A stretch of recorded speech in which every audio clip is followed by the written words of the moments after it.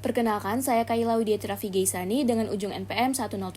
Di sini saya akan memaparkan akuntansi lingkungan di PT Pertamina Geothermal Energi Tbk atau PGE. PGE berperan penting dalam pengembangan energi panas bumi di Indonesia dan mendukung target energi terbarukan sebesar 23% pada tahun 2025 serta net zero emission tahun 2060.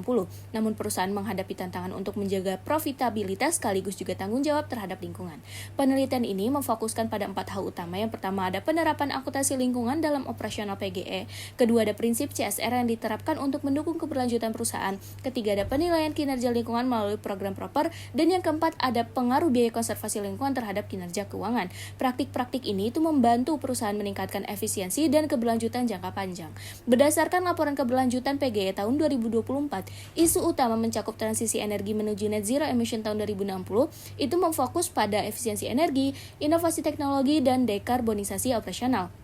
Dampak lingkungan operasional juga menjadi perhatian, termasuk emisi karbon, pengelolaan limbah B3 dan non-B3, serta konservasi air. Selain itu, PGE juga menciptakan nilai sosial untuk masyarakat seperti pendidikan, kesehatan, pemberdayaan ekonomi, dan pelestarian lingkungan. Hasil capaian ESG PGE menunjukkan intensitas emisi turun menjadi 41,04 gram ekuivalen per kWh. Penggunaan energi terbarukan mencapai 94,24%. Program konservasi flora dan fauna dijalankan di 19 area untuk 1.335 spesies dan biaya pengelolaan lingkungan meningkat menjadi 9,9 miliar. Semua ini menunjukkan bahwa PGE bergerak menuju keberlanjutan yang lebih efisien, bertanggung jawab, dan transparan dalam pengelolaan sumber daya dan dampak lingkungannya. Saya Dea Rami Fitri dengan ujung NPM 028. Di sini saya akan menjelaskan tentang pengembangan teori. Teori yang kita pakai di sini adalah yang pertama legitimasi teori yang menekankan bahwa perusahaan harus menjaga kesesuaian aktivitasnya dengan nilai masyarakat untuk mempertahankan dukungan publik. Kemudian yang kedua stakeholder teori yang menyatakan bahwa perusahaan wajib memenuhi ekspektasi pihak yang berkepentingan. Yang ketiga ada institutional teori yang menjelaskan bahwa praktik keberlanjutan terbentuk akibat tekanan regulasi, standar profesional, dan peniruan praktik terbaik. Kemudian yang keempat ada agensi teori yang menyoroti bahwa perlunya pengurangan asimetri informasi antara pemilik dan manajemen. Pada bagian kali ini saya akan menjelaskan tentang prinsip CSR. PGE itu telah melaksanakan CSR berdasarkan 4 pilar utama yaitu pendidikan, kesehatan, lingkungan, dan pemberdayaan ekonomi masyarakat. Implementasinya berlandaskan 5 prinsip. Yang pertama ada akuntabilitas diwujudkan melalui Sustainability Report berbasis PRI termasuk pelaporan investasi sosial sebesar 17,73 miliar rupiah pada tahun 2024. Kemudian yang kedua ada transparansi melalui keterbukaan informasi yang mencatat lebih dari 30.000 penerima manfaat program sosial. Yang ketiga ada etika melalui program ramah lingkungan seperti Green Village dan Eco-Edu Tourism yang melibatkan masyarakat lokal. Kemudian yang keempat ada kepedulian kepada pemangku kepentingan, misalnya pelatihan UMKM melalui local business development di Ulu Bulu dan Kamojang. Yang kelima keberlanjutan seperti pengembangan desa mandiri, energi di Lahendong yang mendukung transisi energi bersih dan target NZE 2026.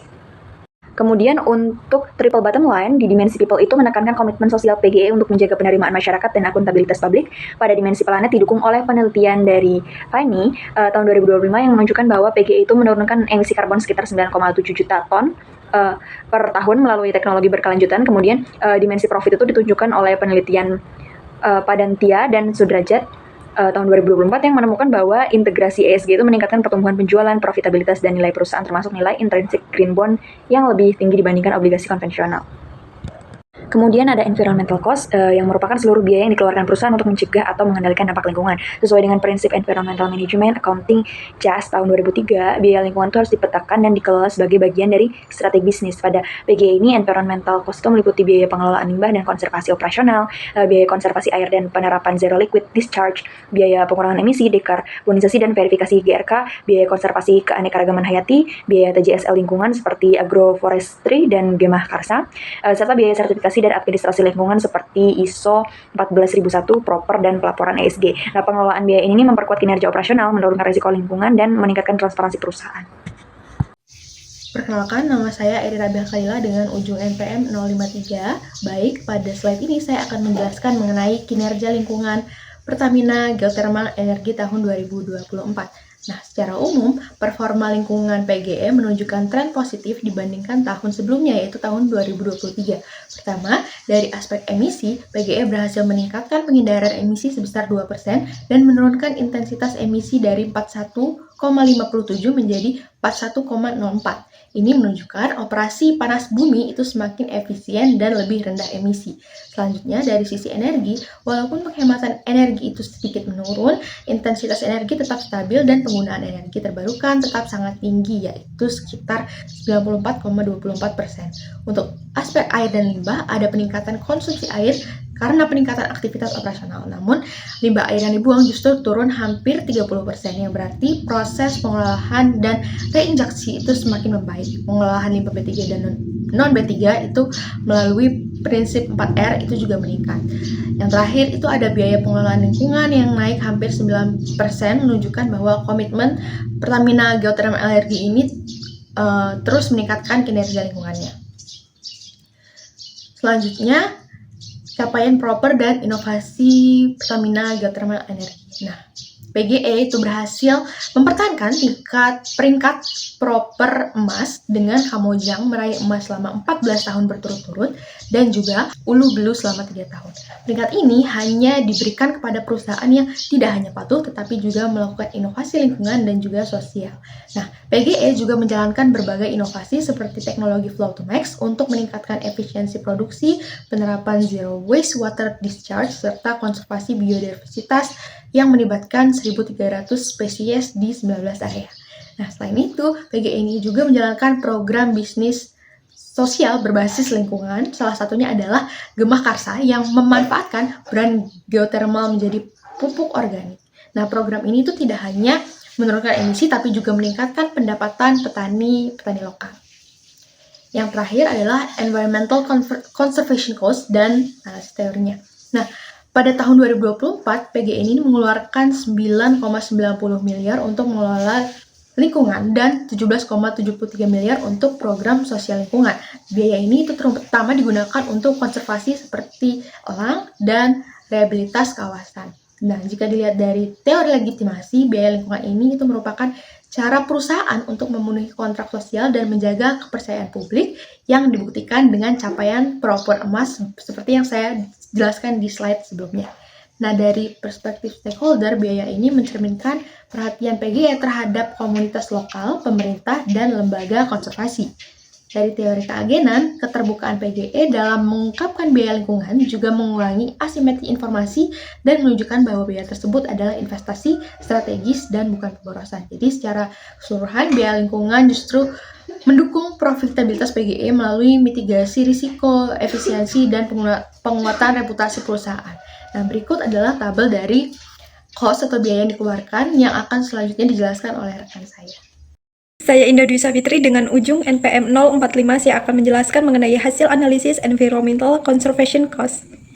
Analisis Environmental Conservation Cost PT Pertamina Geothermal Energy Tbk pada tahun 2023 sampai 2024 dilakukan untuk melihat bagaimana perusahaan mengalokasikan biaya demi keberlanjutan lingkungan dan efisiensi operasional. Karena laporan keberlanjutannya tidak merinci kategori biaya, maka digunakan pendekatan Activity-Based Environmental Classification untuk memetakan biaya berdasarkan aktivitas.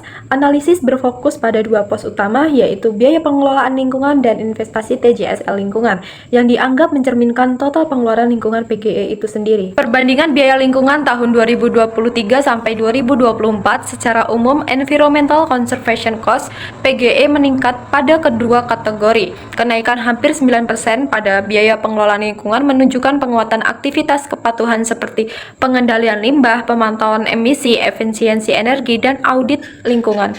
Sementara itu, kenaikan 11,23% pada investasi TJSL lingkungan mencerminkan peluasan program konservasi berbasis masyarakat. Meningkatkan biaya ini menegaskan komitmen PGE untuk terus memperbaiki kualitas pengelolaan lingkungan sesuai tuntutan regulasi dan ekspektasi stakeholder. Aktivitas PGE meliputi yang pertama adalah biaya area bisnis, mencakup pengelolaan limbah, emisi, dan kualitas lingkungan di area operasi. Kinerja meningkat 4R limbah B3 naik dari 52,37% menjadi 54,05%, non B3 dari 58,36% menjadi 61,08%, serta intensitas emisi turun dari 41,57 menjadi 41,04 gram CO2 EG per kWh. Ini menunjukkan bahwa alokasi biaya berhasil meningkatkan efisiensi operasional dan menurunkan beban lingkungan. Yang kedua adalah biaya hulu hilir berhubungan dengan reinjeksi fluida, pengelolaan reservoir dan transportasi limbah, konsumsi air naik, efisiensi air meningkat 63,58 ml dan pembuangan limbah cair berkurang 29,6%. Hal ini menandakan penguatan investasi pada keberlanjutan reservoir dan optimalisasi siklus air yang penting bagi stabilitas produksi panas bumi. Yang ketiga adalah biaya administrasi lingkungan meliputi audit, ICO, verifikasi GRK, proper, dan penyusunan laporan keberlanjutan. Hasilnya proper emas Kamojang 14 tahun dan Ulu Belu 3 tahun, serta ESG Negligible Rise menunjukkan bahwa biaya administrasi mendukung kredibilitas, kepatuhan, dan reputasi perusahaan di mata regulator dan investor. Yang keempat adalah biaya R&D lingkungan. Riset mencakup flow to mark, pilot green hydrogen, dan CO generation. Dampaknya terlihat pada kenaikan penghindaran emisi 2% dan penurunan intensitas emisi 1,27%. Ini menunjukkan bahwa R&D menjadi penggerak inovasi lingkungan yang meningkatkan efisiensi energi meski tanpa angka biaya spesifik. Yang kelima adalah biaya kegiatan sosial lingkungan TJSL. TJSL meningkat dari 15,94 miliar menjadi 17,73 miliar rupiah digunakan untuk agroforestry, rehabilitas DTA, elok bestari, gemah karsa, dan edukasi masyarakat. Program ini memperkuat dampak ekologis sekaligus membangun hubungan sosial yang penting bagi stabilitas program operasi PGE itu sendiri. Dan yang keenam adalah biaya perbaikan dan pemulihan lingkungan, meliputi reforestasi, pemulihan DTA, dan konservasi 1.335 spesies. Jumlah program konservasi relatif stabil dari 20 menjadi 19, menandakan komitmen PGE menjaga ekosistem menjadi biaya tidak dirinci, walaupun biaya tersebut tidak dirinci. Yang ketujuh adalah biaya emisi GRK, mencakup monitoring dan verifikasi GRK. Hasilnya terlihat dari penurunan intensitas emisi dan peningkatan penghindaran emisi, menunjukkan efektivitas biaya dalam mendukung pengurangan dampak karbon. Perbandingan indikator kinerja lingkungan pada tahun 2023 sampai 2024. Peningkatan environmental conservation cost pada 2024 tidak menurunkan profitabilitas PGE, tetapi justru mendukung stabilitas keuangan. Hal ini terlihat dari laba bersih senilai 160,302 ribu US dollar yang melampaui target RKAP serta keberhasilan penerbitan green bond 400 juta US dollar yang mencerminkan penilaian positif pasar terhadap kinerja ISG PGE. Efisiensi energi dan pengelolaan limbah juga membantu menekan biaya jangka panjang. Secara teori, hubungan positif ini dijelaskan melalui legitimasi teori, stakeholder teori, dan agensi teori, serta perspektif EMA yang memandang environmental conservation cost sebagai investasi strategis. Kombinasi faktor tersebut menegaskan bahwa environmental conservation cost berkontribusi pada nilai dan daya saing perusahaan. Kesimpulannya adalah PGE berhasil menerapkan akuntansi lingkungan dan environmental conservation cost secara efektif, tercermin dari penurunan emisi, peningkatan efisiensi limbah, serta stabilnya konservasi biodiversitas. Peningkatan environmental conservation cost pada tahun 2024 tidak menurunkan profitabilitas, tetapi justru mendukung pencapaian laba dan reputasi, termasuk proper emas dan green bond. Temuan ini konsisten dengan teori keberlanjutan yang menegaskan bahwa pengelolaan limbah yang baik memperkuat kepercayaan publik, efisiensi operasional, dan nilai perusahaan.